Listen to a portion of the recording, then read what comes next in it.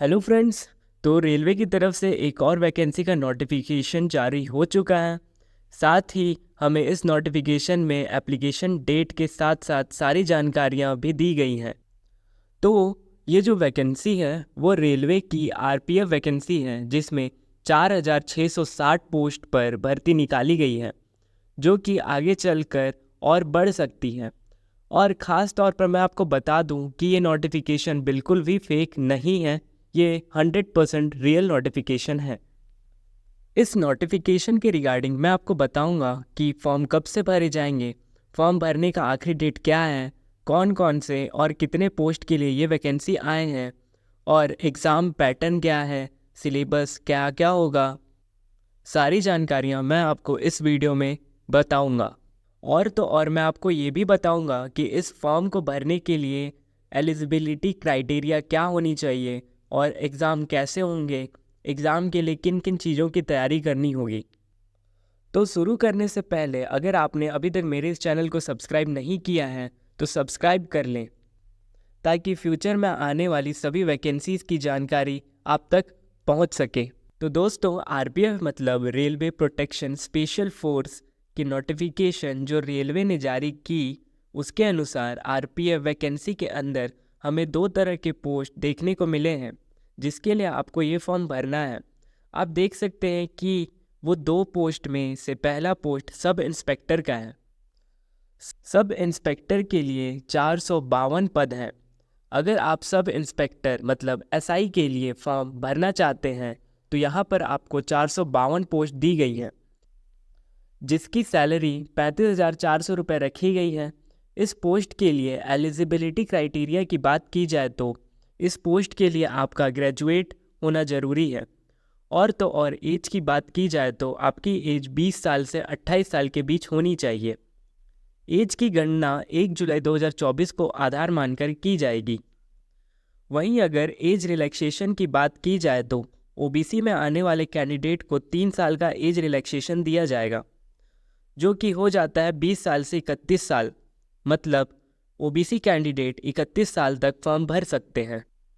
इसी तरह एसटी व एससी कैंडिडेट को 5 साल का एज रिलैक्सेशन दिया जाता है। मतलब एसटी व एससी कैंडिडेट 33 साल तक फॉर्म भर सकते हैं। दूसरी पोस्ट की बात की जाए तो इस नोटिफिकेशन में कांस्टेबल पद की वैकेंसी निकाली गई है, जिसमें आपको 4,208 पद देखने को मिलेंगे। इसकी सैलरी 21,700 रुपये रखी गई है। इस पोस्ट के लिए आपका 10th पास होना ज़रूरी है। साथ ही साथ कांस्टेबल पोस्ट के लिए अप्लाई करने के लिए आपकी एज 18 से 28 साल होनी चाहिए। कांस्टेबल पोस्ट के लिए एज रिलैक्सेशन की बात की जाए तो ओबीसी में आने वाले कैंडिडेट को 3 साल का एज रिलैक्सेशन दिया गया है। मतलब ओबीसी कैंडिडेट 31 साल तक फॉर्म भर सकते हैं। इसी तरह एसटी व एससी कैंडिडेट को 5 साल का एज रिलैक्सेशन दिया गया है। मतलब एसटी एससी कैंडिडेट 33 साल तक फॉर्म भर सकते हैं।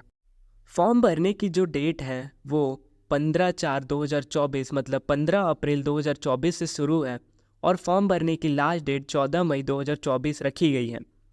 साथ ही साथ मैं आपको बता दूं कि आप एसआई और कांस्टेबल दोनों का फॉर्म भर सकते हैं। अगर आप एसआई का फॉर्म भर रहे हैं तो ऐसा नहीं कि आप कांस्टेबल का फॉर्म नहीं भर सकते, आप दोनों का ही फॉर्म भर सकते हैं। बस आपका दोनों पोस्ट के लिए जो क्वालिफ़िकेशन दी गई है वो कंप्लीट होना चाहिए। अब बात करते हैं फॉर्म फ़ी की। तो फॉर्म की जो फ़ी है वो आपको ऑनलाइन मोड से जनरल और ओबीसी वालों को 500 रुपये, और तो और ST SC ex serviceman female और माइनॉरिटी ईडब्ल्यूएस कैंडिडेट को 250 रुपये देने होंगे। सीबीटी एग्ज़ाम के बाद जनरल और ओबीसी कैंडिडेट को 400 रुपये वापस कर दिए जाएंगे। बाकी सभी कैटेगरी के कैंडिडेट को जिनका फॉर्म फ़ी 250 रुपये है, उन्हें पूरे के पूरे 250 रुपये सीबीटी एग्ज़ाम के बाद वापस कर दिए जाएंगे। चलिए अब इस वैकेंसी की एग्ज़ाम की बात की जाए तो इस पोस्ट के लिए आपको सीबीटी एग्ज़ाम देना होता है। सीबीटी एग्ज़ाम में आपसे 120 क्वेश्चन पूछे जाते हैं, जिसमें 50 question general awareness, 35 question arithmetic maths के और 35 question general intelligence and reasoning के पूछे जाते हैं। टोटल मिलाकर 120 क्वेश्चन होते हैं, जो कि 120 मार्क्स के होते हैं। इसका मतलब हर एक क्वेश्चन 1 मार्क का होता है। इस एग्ज़ाम्स के लिए आपको 90 मिनट का टाइम दिया जाता है। नेगेटिव मार्किंग की बात की जाए तो 1/3 की नेगेटिव मार्किंग होती है।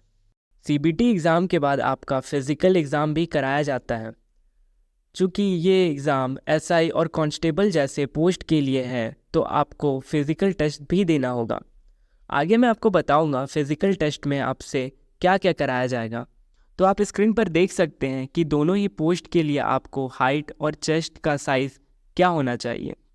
साथ ही साथ आपसे फ़िज़िकल टेस्ट में कौन कौन सी एक्टिविटीज़ कराई जाएंगी वो भी स्क्रीन पर दिए गए हैं। तो आज के लिए बस इतना ही। ऐसे ही वीडियोस के लिए और फ्यूचर में आने वाली नई वैकेंसीज़ की जानकारी के लिए मेरे इस चैनल को सब्सक्राइब करें।